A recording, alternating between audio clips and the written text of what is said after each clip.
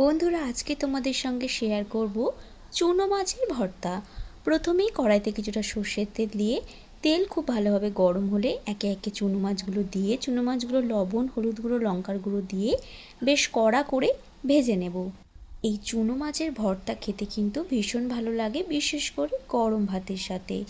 ভাজা মাছগুলো তুলে নিয়ে কড়াইতে আরও কিছুটা সর্ষের তেল দিয়ে ফোড়নে কালো জিরে, কয়েকটা গোটা রসুন আর চেরা কাঁচা লঙ্কা দিয়ে একটু ভাজা ভাজা করে দিয়ে দিতে হবে পেঁয়াজ কুচি, পরিমাণ মতো লবণ, সামান্য হলুদ গুঁড়ো, অল্প একটু কাশ্মীরি লঙ্কার গুঁড়ো। এবার পেঁয়াজগুলো খুব ভালোভাবে ভেজে নিতে হবে। দেখো, পেঁয়াজ রসুন কিন্তু খুব ভালোভাবে ভাজা হয়ে গেছে, রসুনটা সেদ্ধও হয়ে গিয়েছে।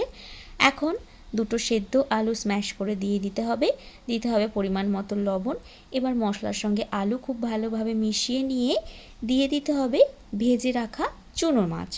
চুনো মাছগুলো দিয়ে গ্যাসের ফ্লেমটা মিডিয়ামে করে দিয়ে বেশ ভালোভাবে নাড়াচাড়া করে নিলেই তৈরি দারুণ সুস্বাদু ভর্তা। ভর্তাটা এইভাবে কড়াই থেকে উঠে আসলেই জানবে রেডি চুনো মাছের ভর্তা। কেমন লাগলো জানিও।